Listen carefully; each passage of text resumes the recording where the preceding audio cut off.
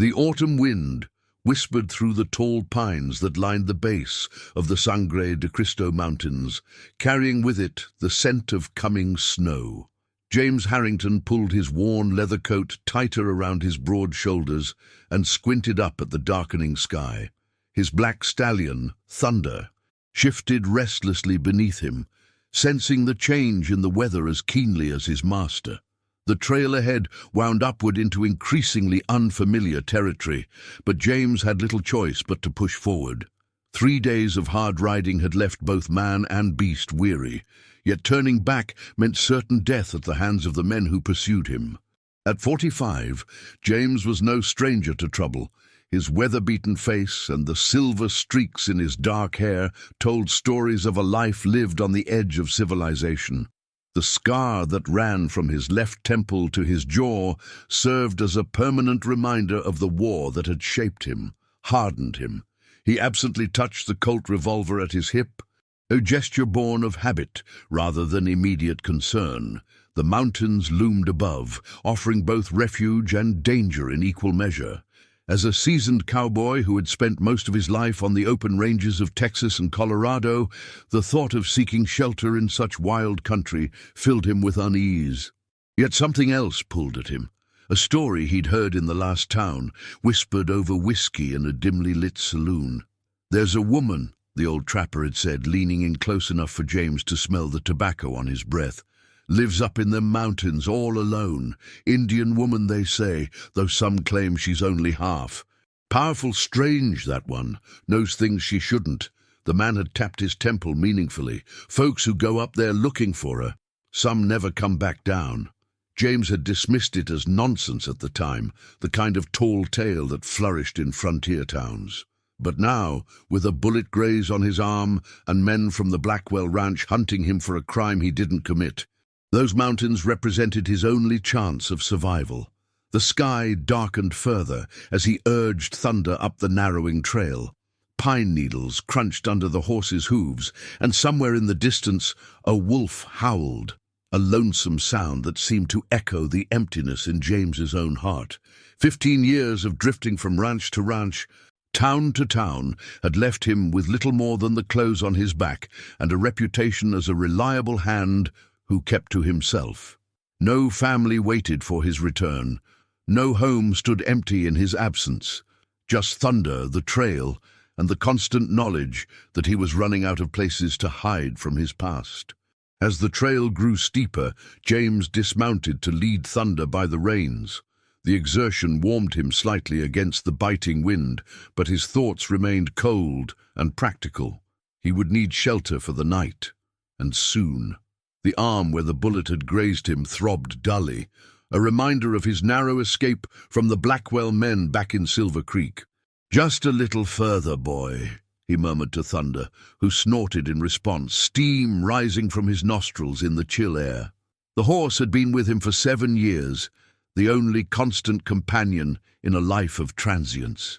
James trusted the animal's instincts more than those of most men he'd known. And right now, Thunder was uneasy, his ears flicking back and forth, muscles tense beneath his ebony coat. James paused, one hand resting on the stallion's neck, the other moving instinctively toward his gun. The forest had gone silent. No birds, no rustling of small creatures in the underbrush, just the wind and the sense of being watched. His eyes scanned the trees, searching for movement, for any sign of threat. "Who's there?" he called out, his voice steady despite the prickle of apprehension that ran down his spine. No answer came but the moan of the wind through the pines. Then, just as he was about to continue upward, he saw her. She stood perfectly still among the trees, almost blending into the shadows, her dark hair loose around her shoulders. Even at this distance, James could see that her eyes were fixed on him with an intensity that made his breath catch. She wore a fringed buckskin dress, adorned with intricate beadwork, and a shawl of deep red wrapped around her shoulders. She made no move to approach or flee, simply watching him with those unnerving eyes. James had encountered many peoples in his travels across the West, cowboys and ranchers, Mexican vaqueros, Chinese railroad workers, and members of various native tribes. This woman appeared to be of native descent, possibly mixed with European blood, judging by the features he could make out in the fading light. Her presence here, alone on the mountainside, aligned with the old trapper's tale, though James remained skeptical of any supernatural elements the man had implied. "Ma'am," he said, tipping his hat slightly, his hand moving away from his gun to show he meant no harm. "Didn't mean to trespass. I'm just looking for shelter before this weather turns." She remained silent, regarding him with an expression he couldn't read. Then, without a word, she turned and began walking deeper into the forest, away from the trail.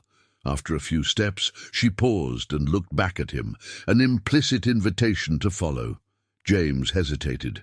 Following a stranger into unfamiliar territory went against every instinct he'd developed in his years on the frontier, but the darkening sky and the pain in his arm made the decision for him. With a soft click of his tongue to thunder, he followed the mysterious woman into the trees. The path she took was barely visible, more animal track than human trail, winding between towering pines and around massive boulders. James kept a respectable distance behind her, leading Thunder carefully over the rough ground. His mind raced with questions. Who was this woman? Why did she live alone in such isolation? And most importantly, could she be trusted? The first fat snowflakes began to fall as they emerged into a small clearing. There, nestled against the mountainside, stood a sturdy log cabin. Smoke curled from its stone chimney, and light glowed warmly from its single window. To one side was a small lean-to that could serve as shelter for Thunder. The woman stopped at the cabin door and finally spoke, her voice low and melodious, with an accent James couldn't quite place. "Your arm bleeds. Storm comes inside." 3 simple statements. Yet they carried an authority that surprised him. She opened the door and entered without looking back, clearly expecting him to follow. James led Thunder to the lean-to, quickly removing the saddle and bridle. He gave the stallion a reassuring pat, before retrieving his saddlebags and rifle. Every instinct told him to remain vigilant. Yet there was something about the woman that inspired an unexpected trust. Perhaps it was simply that she had offered shelter when he needed it most. Or perhaps it was something in those dark, knowing eyes that suggested she understood more about him than she should. The cabin's interior was warmer than James had expected, with a fire burning steadily in a stone hearth. The single room was neat and orderly, filled with an eclectic mix of native crafts and more traditional frontier furnishings. Bundles of herbs hung from the rafters, filling the air with unfamiliar scents. A bed with a colorful quilt occupied one corner, while a table and 2 chairs stood in another. The walls were adorned with intricate beadwork and what appeared to be dried plants arranged in patterns. The woman gestured to one of the chairs. "Sit. I see to your wound." It wasn't a request, but a command. James complied, setting his rifle within reach, a precaution born of habit rather than specific distrust. He shrugged out of his coat and rolled up his sleeve to reveal the bullet graze. It wasn't deep, but it had bled enough to leave his shirt sleeve stiff with dried blood. The woman moved to a shelf lined with clay pots and glass bottles, selecting several before returning to his side. Up close, he could see her features more clearly. She was younger than he'd initially thought, perhaps in her early 30s, with high cheekbones and eyes so dark they appeared almost black in the cabin's dim light. "What's your name, ma'am?" James asked, as she began cleaning his wound with water from a basin. Her touch was gentle but efficient, betraying years of practice. "I'm James Harrington." She paused in her ministrations, those dark eyes flicking up to meet his. "Sarah," she said after a moment, "Sarah Blackfeather." She returned her attention to his arm, applying a pungent paste from one of her pots that stung before bringing a cool numbness to the wound. "Men follow you," she stated matter-of-factly, as she wrapped a clean strip of cloth around his arm. It wasn't a question. James stiffened, his right hand instinctively moving toward his holstered Colt. "What makes you say that?" She tied off the bandage and straightened, meeting his gaze without flinching. Tracks in the valley, 6 horses, men with rifles. She moved away to replace her medicines on the shelf. They will not come tonight. Storm will hide your trail. James relaxed slightly, though her knowledge of his pursuers unsettled him. Either she had remarkable powers of observation, or someone had informed her of his situation. "I'm obliged for the help," he said carefully, rolling down his sleeve, "but I don't want to bring trouble to your door. I'll move on in the morning." Sarah shook her head as she stirred something in a pot hanging over the fire. "Foolish. They will find you in the open." She glanced toward the window, where snow was now falling heavily. "Stay. 2 days, maybe 3. Let storm pass." She ladled whatever was cooking into 2 wooden bowls and placed one before him along with a spoon. The stew was thick with venison and unfamiliar roots, its aroma making James's stomach growl with sudden hunger. He couldn't remember the last time he'd eaten a proper meal. "Why help me?" he asked, before taking a cautious bite. The stew was delicious, rich with flavors he couldn't identify. "You don't know me. For all you know, those men could be lawmen, and I could be running from justice." Sarah seated herself across from him, her expression unreadable. "I know enough," she said simply, beginning to eat her own stew. "I know you are not a man who kills for pleasure. I know you sleep with one eye open. I know you are tired of running." James nearly choked on his stew. Her words hit too close to the truth for comfort. He had indeed been running for years, not always from men with guns, but from memories, from attachments, from putting down roots only to have them torn up. "You know a lot for someone who just met me," he said, trying to keep his voice even. Sarah's lips curved into the barest hint of a smile. "Mountains teach patience, watching, listening." She took another spoonful of stew before adding, "Eyes tell stories words hide." James found himself unable to look away from her. There was something magnetic about her presence, a quiet strength and certainty that he rarely encountered. Most people he met on the frontier were striving, struggling, always reaching for something just beyond their grasp. Sarah Blackfeather seemed completely at peace with her place in the world.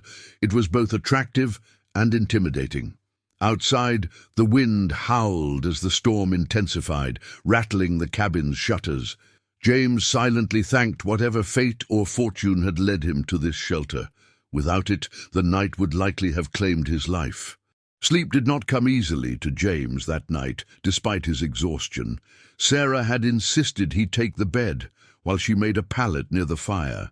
The unfamiliar surroundings kept his senses alert, and his thoughts circled restlessly around the woman sleeping across the room. There was something about her that both attracted and unnerved him. The casual certainty with which she had spoken of his pursuers, the way her dark eyes seemed to look through him rather than at him, the prickling sense that she knew far more about him than she should. Yet beneath his wariness was a pull he couldn't explain, a desire to understand this solitary woman who lived so comfortably in the wilderness that most settlers feared. Outside, the storm raged on, transforming the mountainside into a white wasteland that would be impassable for days.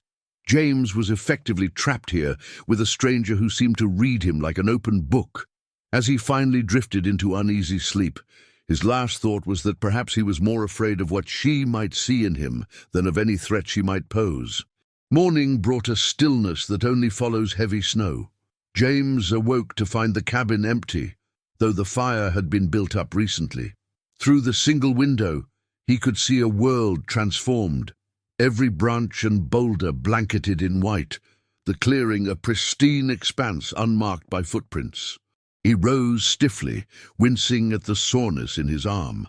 The bullet graze felt better than it should have after just one night, the pain reduced to a dull throb. He checked his gun out of habit before pulling on his boots and coat. Outside, the air was crisp and sharp in his lungs. Thunder nickered a greeting from the lean-to, where James was surprised to find fresh hay had been provided. There was no sign of Sarah, though a thin trail of footprints led from the cabin toward the trees at the far side of the clearing. Curiosity overcoming caution, James followed the tracks. They led him to a small stream that still flowed despite the cold, protected from freezing by overhanging rocks. There he found Sarah, kneeling at the water's edge.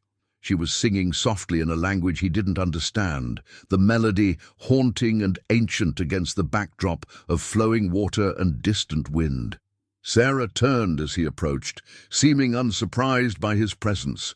"Your arm?" she asked, rising gracefully to her feet. "Better," James admitted. "Whatever you put on it worked wonders." She nodded, as if this was exactly what she had expected. "Good herbs, old knowledge." She gestured to the stream. "Water here never freezes. Good spirits protect it." James wasn't sure how to respond to talk of spirits. He'd encountered many beliefs in his travels, but had lost his own faith somewhere between the battlefields of the war and the hard years that followed. Still, he respected that others found comfort in such things. "It's a beautiful spot," he said instead. "Peaceful." Sarah studied him for a moment, her expression thoughtful. "You do not believe in spirits. You believe in what you can touch, what you can see." She didn't say it accusingly, merely as an observation. "I've seen too much that can't be explained away by spirits or gods," James replied carefully. "Good men dying while the wicked prosper. Children suffering for no reason. Makes it hard to believe in any grand design." Sarah picked up a small basket she had set beside the stream, filled with what looked like roots and winter berries. "Come," she said, starting back toward the cabin. "You need food. Then we talk." The simplicity with which she ordered her world both irritated and appealed to James. There was no artifice to Sarah Blackfeather, no attempt to be anything other than what she was. He followed her back to the cabin, his boots crunching through the fresh snow. Inside, she set about preparing a breakfast of cornmeal cakes, cooked on a flat stone by the fire, flavored with the berries she had gathered. They ate in companionable silence, the food simple but satisfying. When they had finished, Sarah refilled their cups with a tea brewed from pine needles and sat back, fixing James with those penetrating dark eyes. "Now," she said, "you tell me why men hunt you. Truth." It wasn't a request. James found himself wanting to evade, to construct one of the many half-truths he'd used over the years, but something in her steady gaze made him reconsider. "I was working at the Blackwell Ranch down in the valley," he began, surprising himself with his honesty. "Been there about 6 months. Good job, fair pay. Then the owner's son, Eric Blackwell, got himself killed, shot in the back during a poker game in town." He paused, remembering the chaos that had followed, the shouts, the accusations, the hasty formation of a posse. "I wasn't even there that night. Was out checking fence lines in the north pasture. But Eric and I had argued the day before over how he was treating one of the horses. Nothing serious, just words. Someone told his father I'd threatened him." James shook his head, the injustice still raw. "Next thing I know, Blackwell's offering a reward for me, dead or alive, claiming I killed his son. Didn't even wait for the sheriff to investigate properly. I tried to explain, but he trailed off with a shrug. It was an old story on the frontier, justice determined by wealth and influence rather than truth." Sarah listened without interruption, her expression revealing nothing. "So you ran," she said when he had finished. It wasn't a judgment, merely a continuation of the story. James nodded. "Didn't see much choice. Blackwell owns half the valley, including the sheriff, from what I could tell. Figure I'd head over the mountains, maybe up to Wyoming, start fresh." He grimaced. Again. It was a pattern he knew well. Build something resembling a life, then watch it crumble. Move on, repeat. Sarah rose and moved to the window, looking out at the snow-covered landscape. "Running not always the answer," she said softly. "Sometimes the mountain asks you to stand." James wasn't sure what she meant by that, but before he could ask, she turned back to him. "Men who follow you, not just for reward. Blackwell's foreman, Dixon, he has hatred in his heart for you. Personal." James blinked in surprise. "How could you possibly know that?"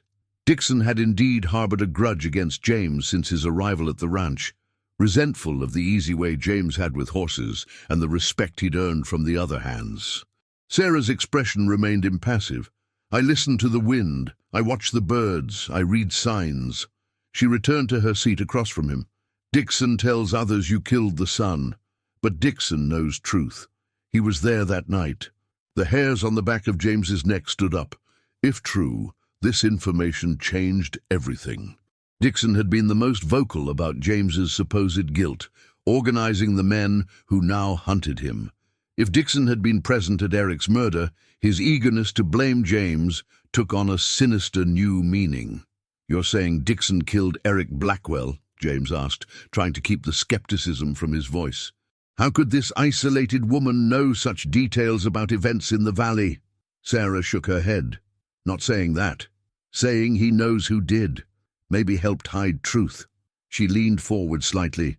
"You cannot outrun this, James Harrington. Some trails circle back, no matter how far you ride." Her words sent a chill through him that had nothing to do with the mountain air. The day passed slowly, the storm continuing to blanket the mountain in fresh snow. James checked on Thunder, then found himself helping Sarah with various tasks, chopping wood, repairing a loose shutter, organizing her store of dried herbs and roots. They worked mostly in silence, but it was a comfortable one. James found himself studying her when she wasn't looking, intrigued by the graceful efficiency of her movements and the quiet confidence she exuded. Sarah Blackfeather was unlike any woman he had ever encountered. She lived by her own rules, in a place most would consider uninhabitable, apparently needing no one. Yet she had taken him in without hesitation, tended his wound, shared her food and shelter. As evening approached, Sarah prepared another meal, this time a rabbit stew seasoned with wild herbs. The rich aroma filled the small cabin, reminding James of how long it had been since he'd enjoyed home-cooked food on a regular basis. Bunkhouse meals and saloon fare had been his lot for years. "Where did you learn to cook like this?" he asked as they ate. Sarah paused, her spoon halfway to her lips. "My mother," she said after a moment. "She was Ute, married a trapper named Thomas Miller. She taught me plants, cooking, healing." There was a softness in her voice when she spoke of her mother that revealed a depth of feeling her usual stoic demeanor concealed. "They both gone now, 10 winters past." James nodded, understanding the loss. "My parents died when I was young, raised by my uncle on a small ranch in Texas. He taught me horses, taught me to shoot." He hadn't spoken of his uncle in years, the man who had shaped his understanding of what it meant to be honorable in a dishonorable world. "Good man, my uncle, died in the war, like so many others." Sarah's dark eyes studied him thoughtfully. "You fought too. Confederate." It wasn't a question. James's hand went unconsciously to the scar on his face. "How did you know?" She gestured to his left wrist, where a small tattoo of crossed sabers was barely visible. "That mark, seen before, cavalry unit." James pulled his sleeve down, covering the tattoo. It was a remnant of a past he rarely acknowledged, a reminder of years he'd spent trying to atone for the things he'd done in the name of a cause he'd stopped believing in long before the war ended. "That was another life," he said quietly. Sarah nodded, accepting his reluctance to speak further. "Past shapes us," she said, "like river shapes stone, cannot erase, but can choose path forward." She rose to add wood to the fire, the flames casting her profile in sharp relief against the cabin wall. "You have been river too long, James Harrington. Always flowing, never stopping. Maybe time to be stone." Her words struck him with unexpected force. She had articulated something he had felt but never named, the exhaustion of constant movement, of never belonging anywhere or to anyone, the loneliness of a life spent looking over his shoulder. But what was the alternative? To stand and fight against men like Blackwell and Dixon? To risk hanging for a crime he didn't commit? As if reading his thoughts, Sarah returned to the table. "Fear makes men run," she said. "But fear can also make men strong, if they face it." There was a challenge in her words, subtle but unmistakable. James found himself bristling slightly. "It's not fear that's kept me moving all these years," he said, with more heat than he intended. "It's survival. A man can't fight the whole world alone." Sarah's expression softened slightly. "Not asking you to fight world, just your small piece of it." She reached across the table, her fingers brushing his hand in a gesture so unexpected that James nearly pulled away. "And not alone. Never as alone as you think." The touch lasted only a moment, but it sent a jolt through him like a lightning strike. It had been so long since anyone had touched him with gentleness that he had forgotten the power of such simple contact. He found himself at a loss for words, caught between the desire to retreat behind his carefully constructed walls and the equally powerful urge to let them crumble.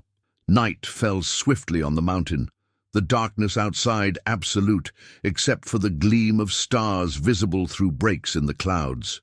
The storm had passed, leaving a stillness broken only by the occasional crack of a snow-laden branch. Inside the cabin, the fire had burned down to glowing embers that cast the room in soft, shifting light. James sat on the edge of the bed, cleaning his colt with the methodical precision that had become second nature.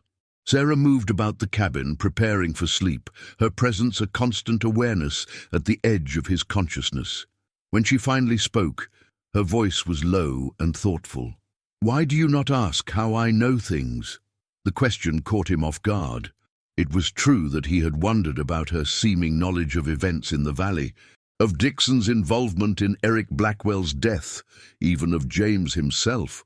Yet he had hesitated to press her on it, perhaps because he feared the answers might challenge his understanding of the world, or perhaps because part of him didn't want to break whatever spell seemed to exist in this isolated cabin. "I figured you'd tell me if you wanted me to know," he replied, reassembling his revolver with practiced ease. Sarah came to sit beside him, close enough that he could smell the herbs and pine smoke that clung to her hair. "People in Valley call me witch," she said matter-of-factly. "Say I have evil eye. Cast spells." She gave a small, dismissive gesture. "Foolishness. I watch. I listen. Animals, weather, people, all connected, all tell stories if you know how to hear." She looked at him directly. "When I was girl, my mother's people called me she who sees. Not magic, just—" She paused, searching for the right word. "Awareness." James found himself believing her. There was a practicality to Sarah that defied superstition, despite her talk of spirits and signs. He had known men with uncanny abilities to read landscapes or predict weather changes. Perhaps her gift was similar, only directed toward people and events rather than natural phenomena. "So, when you say Dixon was involved in Eric's death," he left the question hanging. Sarah's expression grew distant, as if she were looking at something far beyond the cabin walls. "2 nights ago, I went to Valley Edge, watched lights in town, listened." She pulled her shawl tighter around her shoulders. "Dixon was at saloon, drinking heavy, talking loud to men who ride with him. Heard your name, heard him say, 'Harrington will hang for what I did.' Then noticed others listening, grew quiet." She turned her penetrating gaze back to James. "Not certain he pulled trigger, but certain he knows who did. Wants you to take blame." The implications were staggering. If Dixon had confessed, even in a drunken boast. "Did anyone else hear him?" James asked, already calculating what this might mean. Sarah nodded slowly. "Bartender. Man called Matthews." The name was familiar, Tom Matthews, who ran the general store in Silver Creek. Not a close friend, but a man who had always dealt fairly with James. If Matthews heard, others might have too, James mused, the first stirrings of hope taking root. "Dawn comes soon," Sarah said, rising from the bed. "Sleep now. Tomorrow, decisions." She moved to her pallet by the dying fire, effectively ending the conversation. James stretched out on the bed, his mind racing with new possibilities. If Dixon had implicated himself and others had heard, there might be a way to clear his name without running. The prospect was both tantalizing and terrifying. He had grown so accustomed to moving on that the thought of staying, of fighting back against the injustice, felt foreign. Yet as he drifted towards sleep, he found himself drawn to the idea, not just for the chance to reclaim his reputation, but for the opportunity to break the cycle of flight that had defined so much of his life. And somewhere in that hazy space between wakefulness and dreams, he acknowledged another motivation, one he was not yet ready to examine too closely, a reluctance to leave the mountain, and the enigmatic woman who had offered him not just shelter, but the first real hope he had felt in years. Morning revealed a world of crystal clarity, the storm-washed sky an impossible blue above the snow-covered mountains. James stood at the cabin door, breathing in the cold, clean air, his thoughts as clear as the day around him. In the night, a decision had formed, solidifying with the dawn. He would not run this time. Sarah moved about the cabin, preparing a simple breakfast of cornmeal mush sweetened with honey, seemingly unconcerned with his contemplative mood. When they sat to eat, James finally broke the silence. "I'm going back," he said, the words feeling right as he spoke them. "Back to Silver Creek. Find Matthews, see if he'll stand with me against Dixon and Blackwell." Sarah nodded, as if she had expected nothing less. "Good," she said simply. "When?" James considered the terrain, the condition of the trails after the heavy snow. "Not today. Maybe not tomorrow. Need to wait until some of this snow melts. Make sure Thunder can make it down safely." He hesitated, suddenly uncertain of his welcome. "If you don't mind me staying a bit longer." A ghost of a smile touched Sarah's lips. "Cabin is small, but has room enough." She rose to clear their bowls. "While you wait, I teach you mountain, show you ways few men know." True to her word, the next days became an education unlike any James had experienced. Sarah took him along the hidden trails that crisscrossed her domain, showing him how to move silently through snow-laden forest, how to read the tracks of the creatures that made the mountain their home, how to find food and medicine even in the depths of winter. She taught him which plants could heal and which could harm, how to predict weather changes from the behavior of birds and the feel of the wind, how to navigate by stars when clouds obscured the moon. Throughout it all, James found himself increasingly drawn to this remarkable woman. Her strength and self-sufficiency impressed him, but it was her quiet wisdom that truly captivated him. Sarah Blackfeather lived in harmony with a world most settlers sought to conquer, understanding its rhythms in ways that bordered on the mystical, yet remained firmly rooted in practical knowledge. On the third night, as they sat before the fire, after a day spent checking Sarah's traps in a distant valley, James found himself speaking of things he had shared with no one.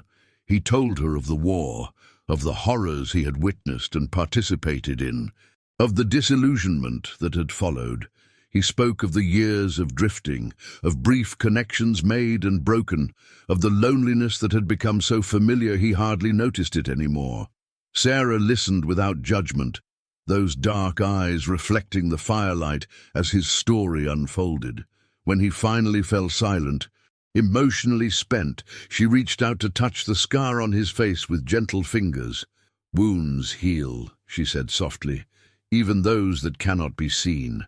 But first must be cleaned, like your bullet graze. Cannot heal what is hidden." The touch of her hand against his cheek awakened something in James that had been dormant for years, a hunger not just for physical contact, but for connection, for belonging. Without conscious thought, he reached up to cover her hand with his own, holding it against his face. The moment stretched between them, fraught with unspoken possibilities. Then Sarah withdrew her hand, though not unkindly. "Time for sleep," she said, rising from her place beside him. "Tomorrow snow begins to melt. Soon, trail will be clear enough." James nodded, both relieved and disappointed by her withdrawal. The feelings stirring within him were confusing, potentially dangerous. He had planned to return to Silver Creek, to confront Dixon and clear his name. Emotional entanglements were a complication he hadn't anticipated. Yet as he lay in the darkness, listening to Sarah's even breathing from her pallet by the fire, he couldn't deny the pull she exerted on him. It wasn't just physical attraction. though she was undeniably beautiful in her wild, unconventional way. It was something deeper, a recognition of a kindred spirit. Perhaps someone else who stood apart from the world, watching it with clear eyes unclouded by illusion, someone who, like him, carried wounds that had shaped but not defined them. True to Sarah's prediction, the morning brought warmer air and the first signs of melting snow. Icicles dripped from the cabin eaves, and patches of ground began to emerge on south-facing slopes. James spent the morning preparing for his journey back to Silver Creek, checking Thunder's shoes, cleaning his gun, planning his approach. He would need to move carefully, make contact with Matthews without alerting Dixon or Blackwell to his presence. The odds were still against him. One man against the most powerful rancher in the valley and his hired guns. But for the first time in years, James felt the stirring of something like purpose. This wasn't just about clearing his name anymore. It was about standing his ground, about refusing to be driven away by lies and corruption, about the possibility of finally stopping, of belonging somewhere.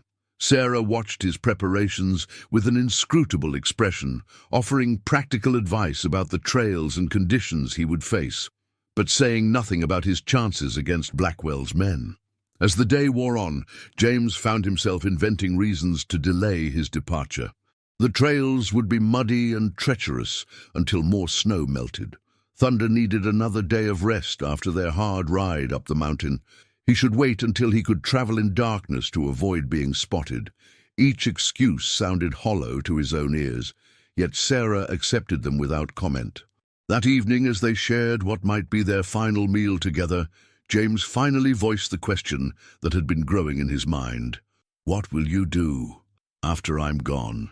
Sarah looked up from her stew, those dark eyes unreadable in the firelight. "Same as before you came. Live, watch, listen." She set her bowl aside, regarding him steadily. Mountain does not change because man passes through. There was no self-pity in her voice, only a statement of fact. Yet James detected something else beneath her words, a solitude as profound as his own, though perhaps more willingly embraced. "You could come with me," he said impulsively. "After this is settled, I mean. You don't have to stay up here alone." The moment the words left his mouth, he knew they were wrong. Sarah Blackfeather was not a woman to be rescued from her chosen life. Her slight frown confirmed his error. "This is my place," she said simply. "Mountain is home, not prison." She rose and moved to the window, looking out at the star-filled sky. "You fear being alone, James Harrington. I do not. Different paths."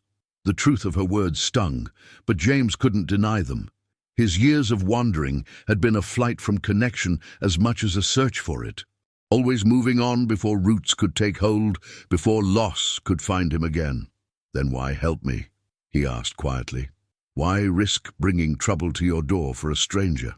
Sarah turned from the window, her expression softening slightly. "Not stranger now, and trouble comes whether door is open or closed. Better to choose which troubles enter." The next morning dawned clear and mild, the snow retreating visibly under the spring sun. James could find no more reasons to delay. He saddled Thunder while Sarah packed him provisions for the journey. Jerked venison, hard bread, dried berries, and small packets of herbs for healing and energy. They worked in companionable silence, each aware that words would only complicate what was already a difficult parting. When all was ready, James turned to face Sarah at the cabin door. "I owe you my life," he said simply. "And more than that, you've given me perspective, a different way of seeing." Sarah nodded, acknowledging his gratitude without false modesty. "What will you do after you face Dixon?"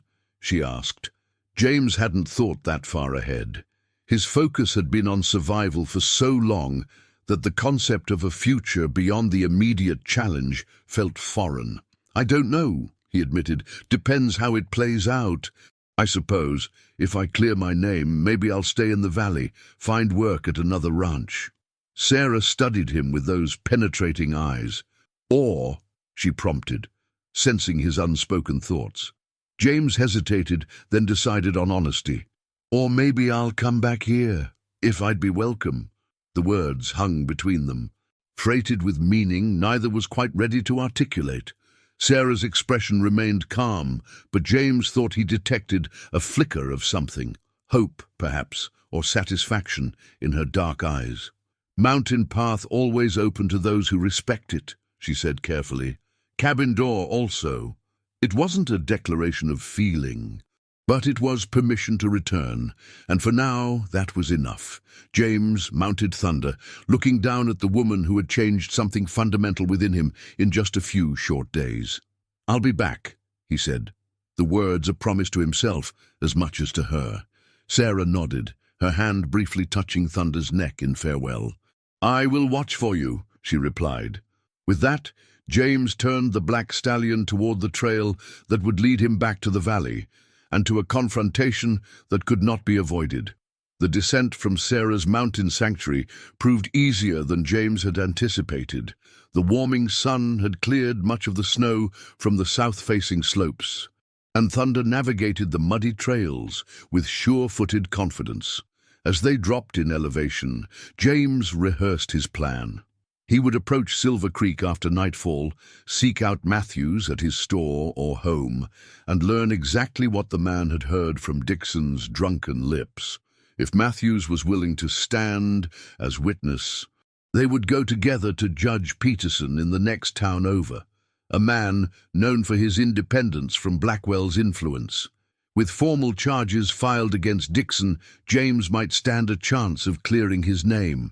It was a plan with many vulnerabilities, dependent on the courage of others and the functioning of a justice system that too often bent to wealth and power.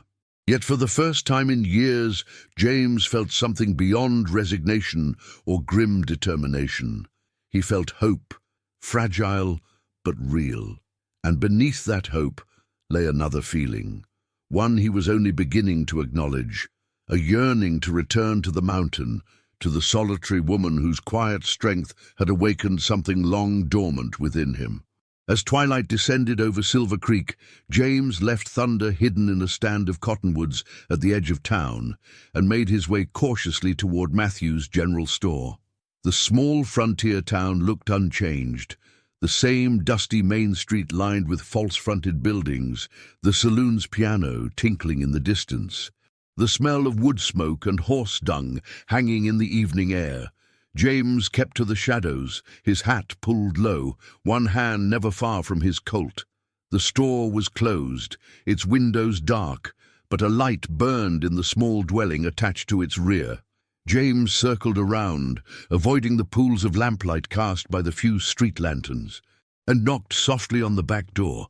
Long seconds passed before he heard movement inside, then the scrape of a bolt being drawn back. The door opened a crack, revealing Matthew's wary face, which transformed into shock at the sight of his visitor.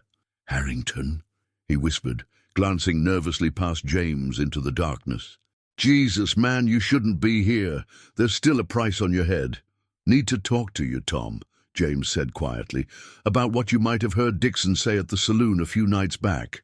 Matthews paled visibly, confirming Sarah's account. After a moment's hesitation, he stepped back, opening the door wider. "Come in, quick, before someone sees you." The storekeeper's small living quarters were neat but sparse, a single room with a bed in one corner, a table and 2 chairs, a small stove providing warmth. Matthews gestured for James to sit, then poured 2 fingers of whiskey into tin cups with shaking hands. "How did you know I heard anything?" he asked, handing 1 cup to James before taking the seat across from him. James sipped the harsh liquor, considering how much to reveal. "Let's just say I have a friend who keeps her ears open," he said carefully, unwilling to draw Sarah into this business any more than necessary. "This friend says Dixon admitted to being involved in Eric Blackwell's murder. That true?" Matthews drained his whiskey in 1 swallow, then nodded grimly. "He was drunk as a skunk, bragging to those hired guns of his. Said, 'Harrington will hang for what I did.' Clear as day." The confirmation sent a surge of vindication through James. "Will you testify to that?" Before Judge Peterson in Cooperville. Matthews set his empty cup down hard, his expression conflicted. That's asking a lot, Harrington. Blackwell could ruin me, drive me out of business. He ran a nervous hand through his thinning hair. I got a wife and kids to think about. James understood the man's fear. Blackwell's influence extended throughout the valley, and those who crossed him often found themselves ostracized or worse. Yet without Matthews's testimony, James had little hope of clearing his name. I'm not asking you to stand alone, Tom, he said quietly, just to tell the truth. Once Dixon is charged, others will come forward. He leaned forward, holding the storekeeper's gaze. This valley deserves better than to be ruled by men like Blackwell and Dixon. You know that as well as I do. Matthews looked away, clearly torn between self-preservation and what he knew to be right. Before the storekeeper could respond, the sound of approaching horses froze them both. James moved swiftly to the window, peering carefully through a gap in the curtains. 5 riders were making their way down the main street, led by a tall figure he recognized immediately, Dixon. Whether by coincidence or design, Blackwell's foreman and his men had chosen this moment to patrol the town. Dixon's out there, James whispered, drawing back from the window, with 4 others. Matthews went pale.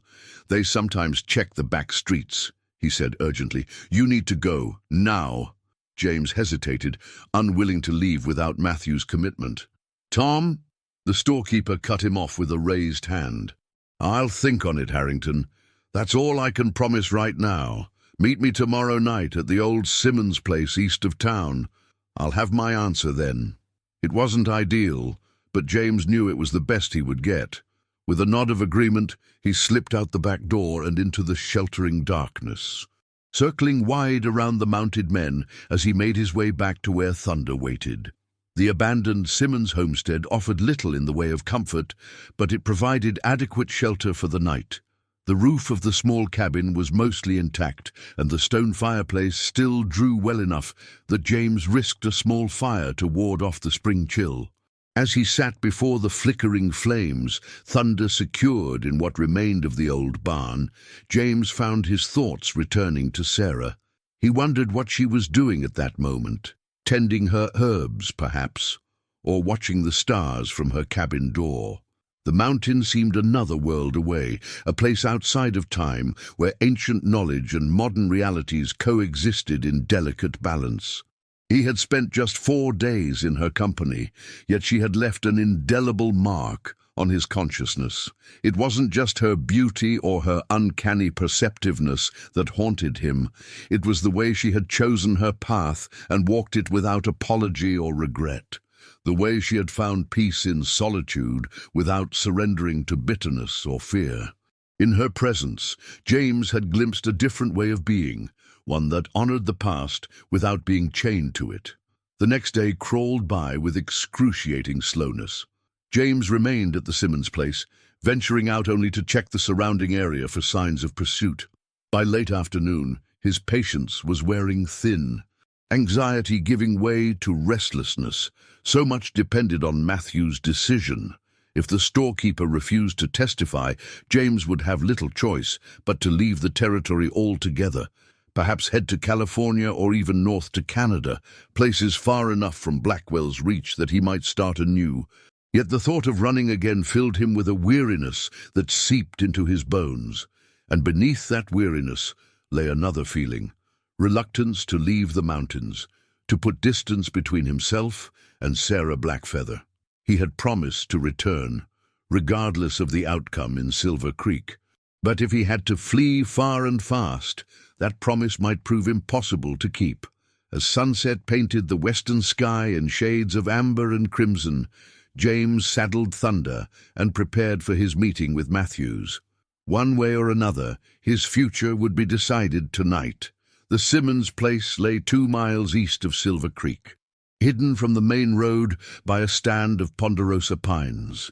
James positioned himself at the edge of the trees, where he could observe the approach from town without being easily spotted. The appointed hour came and went, with no sign of Matthews. As darkness deepened, James began to fear the worst, that the storekeeper had lost his nerve, or worse, had betrayed him to Blackwell's men. Just as he was preparing to withdraw, a lone rider appeared on the road from town, moving at a cautious pace. Even in the dim light, James recognized Matthew's stooped posture. Relief washed over him as he stepped from the trees, leading thunder. "Tom," he called softly, not wanting to startle the man. Matthews reined in his horse, peering nervously into the shadows. "Harrington, that you?" "Right here," James replied, moving closer. The storekeeper's face was drawn with tension in the faint moonlight. He dismounted, glancing repeatedly over his shoulder. "I can't stay long. They're watching the store, asking questions. I think they suspect something." James felt a chill that had nothing to do with the night air. "Did you decide? About testifying?" Matthews nodded, his expression grim. "I'll do it. Not just for you, but for this valley. Dixon's had folks under his thumb too long, doing Blackwell's dirty work." He pulled a folded paper from his coat, wrote out what I heard, signed and dated it. "Figure we could take it to Judge Peterson tomorrow. My wife's brother has a place in Cooperville. We can stay there while this gets sorted out." James took the paper, a surge of gratitude washing over him. "Thank you, Tom. This could make all the difference." Matthews shrugged uncomfortably. "Don't thank me yet. Still a long shot that Peterson will stand up to Blackwell, and even if he does—" He left the rest unsaid. They both knew that legal justice and frontier justice didn't always align. Dixon and his men might seek their own vengeance, regardless of any official proceedings. "We'll leave at first light," James said, tucking the precious statement inside his coat. "Meet me here. We'll take the high trail to Cooperville. Less chance of being seen." Matthews nodded, then stiffened suddenly, his gaze fixed on something beyond James's shoulder. "Rider coming!" he hissed, already turning toward his horse. "Fast!" James spun around, hand dropping to his colt. In the moonlight, he could make out a lone figure approaching at a gallop from the direction opposite to town. The rider's silhouette was unmistakably feminine, the horse moving with a sure-footedness that spoke of intimate knowledge of the terrain. "Sarah!" James whispered in disbelief as the rider drew closer. It was indeed Sarah Blackfeather, her dark hair streaming behind her, mounted on a small but sturdy mountain pony. She reined in sharply as she reached them, her expression urgent. "Dixon knows," she said without preamble, "heading here now. 6 men, armed." James felt the blood drain from his face. "How?" Sarah cut him off with a sharp gesture. "No time. Must go. Now." Matthews was already mounting his horse, panic evident in every movement. "She's right. We need to run." But James hesitated, years of flight warring with a newer, stronger instinct. "No," he said, the decision crystallizing even as he spoke. "I'm done running. If Dixon wants me, he can face me man to man." Sarah's dark eyes flashed with a mixture of approval and concern. Brave words. Foolish plan. She dismounted in one fluid movement, coming to stand before him. "Not 6 against 1. Need better ground. Higher." She pointed toward a rocky outcropping visible in the moonlight, about half a mile distant. "There. Good position. Can see them coming." James recognized the tactical wisdom in her suggestion. The outcropping would provide cover and clear lines of sight, eliminating the advantage of Dixon's superior numbers. "Tom," he said, turning to the storekeeper, "you should go. Get to Cooperville. Take that statement to Peterson. This isn't your fight." Matthews looked torn, his sense of duty battling with fear. "What about you?" "I'll be right behind you," James promised, though they both knew it might not be true.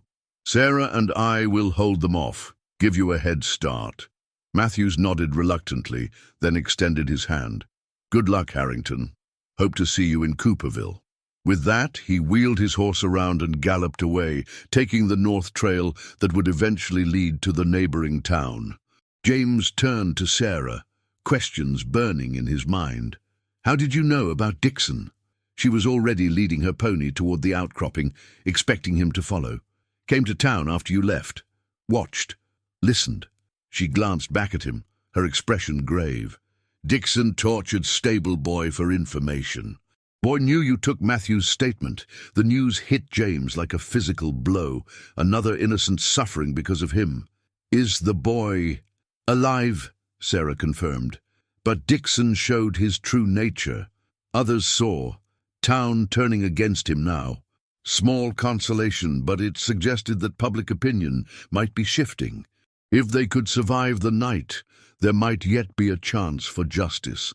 They reached the outcropping and secured their horses in a sheltered hollow before climbing to a position that offered both protection and visibility. The moon had risen fully now, bathing the landscape in silver light that transformed the familiar terrain into something alien and ghostly. From their elevated position, James and Sarah had a clear view of the approach from Silver Creek. It wasn't long before they spotted the dust cloud that signaled riders coming hard and fast. "Dixon," Sarah murmured, her keen eyes making out details James could not yet discern. 5 men with him, all armed. James checked his Colt one last time, then positioned himself behind a large boulder that offered good cover. Sarah knelt beside him, producing a small bow and quiver of arrows from a case she had carried on her pony. James raised an eyebrow in surprise. "Didn't take you for an archer." A ghost of a smile touched her lips. "Many things you do not know about me, James Harrington." Before he could respond, she nodded toward the approaching riders. "They come. Remember, let them get close. Better shots." James nodded, settling into the focused calm that had served him well in battles past. The riders drew nearer, their features becoming distinguishable in the moonlight. Dixon led the group, his tall frame unmistakable even at a distance. He reined in about 100 yards from the outcropping, gesturing for his men to spread out. "Harrington!" he shouted, his voice carrying clearly in the night air. "I know you're up there. Come down peaceful-like, and maybe we can talk this through." James remained silent, watching as the men began to advance slowly, using what cover they could find. Dixon was no fool. He knew James wouldn't surrender, was just trying to draw him out or distract him while his men maneuvered into better positions. "Your choice, Harrington," Dixon called again when no response came. "But I got 5 men who say you're coming back to face justice, one way or another." Beside James, Sarah nocked an arrow, her movements fluid and practiced. "He fears you," she whispered. "Fears truth you carry." James nodded, understanding. If Dixon could silence him, and Matthews, the truth about Eric Blackwell's murder might never come to light. The foreman had to eliminate them both to ensure his own safety. The first shot came without further warning, a rifle crack that sent splinters flying from the rock just above James's head. He ducked instinctively, then returned fire, aiming not to kill, but to drive Dixon's men back to greater distance. Sarah's bow sang, her arrow finding its mark in the shoulder of one of Dixon's men, who cried out and fell back. 2 more rifles opened up, bullets ricocheting off the rocks around them.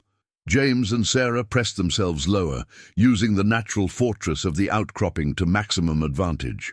"We need to separate them," James muttered, his military experience asserting itself. "Pick them off one by one," Sarah nodded, already nocking another arrow. "East side, man trying to circle around." Without hesitation, James shifted position and fired twice in rapid succession. A shout of pain told him at least one shot had found its target.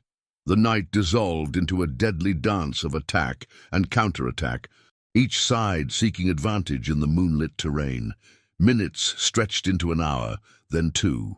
James and Sarah held their position, conserving ammunition, taking careful shots when opportunities presented themselves. 2 of Dixon's men were wounded badly enough to withdraw, leaving just Dixon himself and 2 others continuing the assault. But James knew they were in a precarious situation. His ammunition was running low, and Sarah had only a few arrows remaining. If Dixon and his men rushed them all at once, they might be overwhelmed.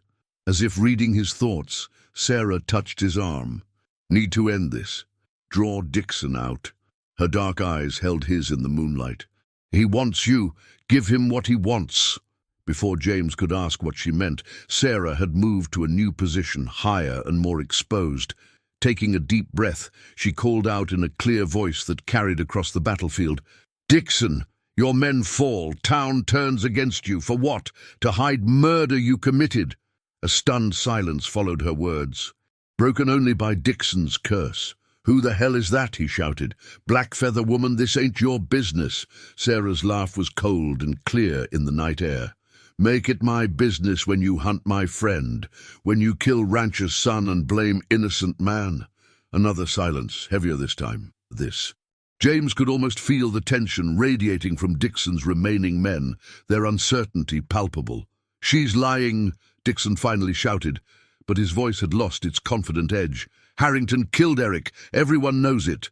"Then why torture stable boy?" Sarah countered. "Why hunt man who only needs fair trial?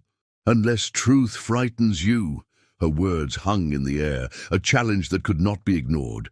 James realized what she was doing, creating doubt among Dixon's own men, driving a wedge between them. It was working. He could hear muttered conversations, the tone questioning, suspicious. Dixon must have sensed it too, for his next words held a note of desperation. "Enough talk! Rush them! Now!"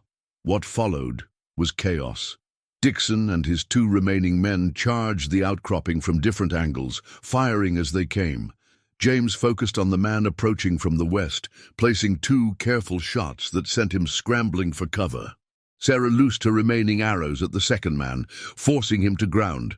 But Dixon himself kept coming, a man possessed, his face contorted with rage and fear in the moonlight. He reached the base of the outcropping and began to climb, abandoning his rifle in favor of a revolver. James moved to intercept him, but the angle was awkward, his shots going wide. Sarah, her arrows exhausted, picked up a heavy stone and hurled it down at Dixon. It struck his shoulder, causing him to lose his grip momentarily, but he recovered and continued his ascent, now just yards from their position. James fired again, his last bullet grazing Dixon's side but not stopping his advance. Then Dixon was there, pulling himself onto their ledge, gun raised, eyes wild with the desperation of a man who knew his life was forfeit either way. "Should have kept running, Harrington," Dixon panted, blood seeping through his shirt where James's bullet had grazed him. "Would have been easier on everyone." James stood his ground. Empty gun still pointed at Dixon's chest, buying time. "Easier for you, you mean? Letting me hang for Eric's murder?" Dixon's laugh was hollow. "Wasn't supposed to be murder at all, just a warning. Blackwell wanted his son taught a lesson about gambling debts. Things got out of hand." The confession hung in the air between them, damning in its casual delivery. "And you decided I made a convenient scapegoat," James said, disgust evident in his voice. Dixon shrugged, wincing at the movement. "Nothing personal, just business." He steadied his gun, his intent clear in his eyes. "But now it's ending, one way or another." Before he could pull the trigger, a shadow moved behind him, Sarah, silent as a mountain cat wielding a heavy branch. The makeshift club connected with Dixon's head with a sickening crack, sending him crumpling to the ground, his unfired gun clattering across the rock. In the sudden silence, James could hear the retreat of Dixon's remaining men, apparently unwilling to continue the fight now that their leader had fallen. He moved cautiously to Dixon's prone form, kicking the gun well out of reach before checking for signs of life. The foreman was unconscious but breathing, blood seeping from the wound on his head. "He'll live," James said, looking up at Sarah. "To stand trial with any luck." She nodded, her expression grim but satisfied. His men heard confession. "Will not stand with him now." It was true. Dixon had implicated himself fully, and witnesses remained to carry the tale back to Silver Creek. With Matthews's written statement and the testimony of Dixon's own men, James stood a good chance of clearing his name. The realization washed over him in waves, relief, vindication, and beneath it all, a sense of completion. For the first time in years, he had stood his ground instead of running, had faced his accusers and emerged victorious, had found, perhaps, a place where he might belong. He looked at Sarah, this extraordinary woman who had entered his life like a force of nature, changing everything. "Thank you," he said simply, knowing the words were inadequate. Sarah's dark eyes held his in the moonlight, their depths unfathomable. "Not finished yet," she reminded him. "Must take him to justice." She gestured toward Dixon's unconscious form. "Then decisions to make." James nodded, understanding all she left unsaid. They bound Dixon securely, using strips torn from his own shirt, then managed to get him onto his horse. With Sarah leading Dixon's mount and James following on Thunder, they began the journey to Cooperville, where Judge Peterson and, hopefully, Matthews would be waiting. The ride was long and tense, both of them alert for any sign of pursuit by Dixon's remaining men. But the night remained quiet, the moon lighting their way across the rugged landscape. They spoke little, each lost in private thoughts, yet James felt a connection to Sarah that transcended words, a bond forged in danger and shared purpose.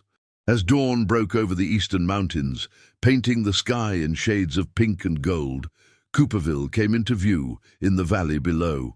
A new day, James thought, and perhaps a new beginning. The trial, when it came, was brief but thorough.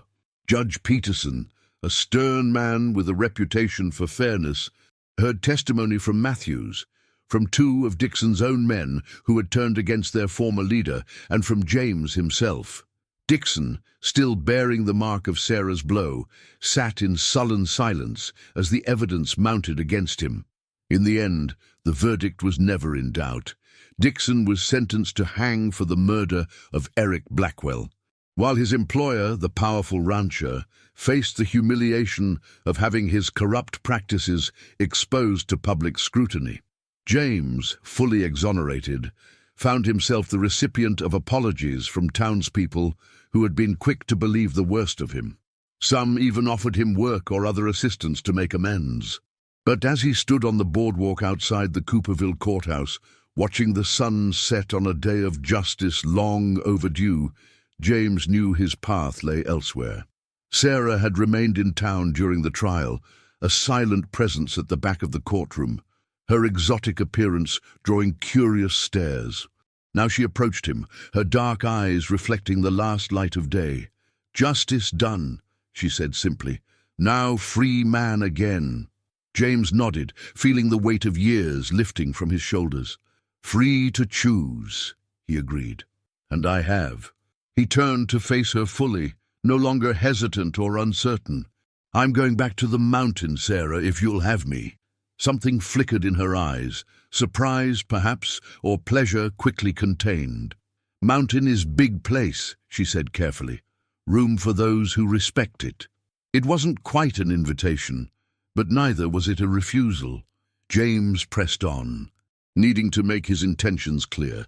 "I'm not asking for charity or temporary shelter. I'm asking to build something. With you." He paused, searching for words that wouldn't offend her fierce independence. "Not to change your life, but to be part of it. To learn from you, to—" He hesitated, then finished simply. "To belong somewhere, finally." Sarah studied him for a long moment, her expression unreadable. Then, with deliberate movement, she reached out to take his hand, a gesture so unexpected and intimate that James felt his breath catch.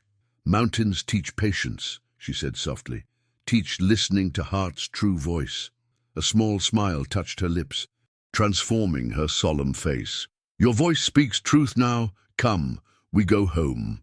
As they rode away from Cooperville, the setting sun at their backs and the mountains rising before them, James felt a sense of rightness that had eluded him for most of his life. The path ahead would not be easy. Mountain life demanded strength, resilience, and adaptation. There would be challenges to face, compromises to make, a new way of living to learn. But for the first time since the war had broken him and set him adrift, James Harrington knew where he belonged. Not running, but standing. Not alone, but alongside a woman whose strength matched his own, whose wisdom complemented his experience, whose solitude had made space for him. The mountain had indeed lured him with fear, fear of pursuit, fear of injustice, fear of his own past. But now, as he followed Sarah up the familiar trail toward her cabin. Their cabin, he found himself not begging but choosing to stay. Choosing a life that offered no guarantees, but the promise of authenticity. Choosing a woman who had seen him clearly from the first moment and accepted what she saw. As the first stars appeared in the darkening sky, James Harrington rode toward his future, no longer a lonely cowboy, but a man who had finally found his way home. If you like this story, please like this video, subscribe to the channel, and share your impressions of this story in the comments. To listen to the next story, click on the box on the left.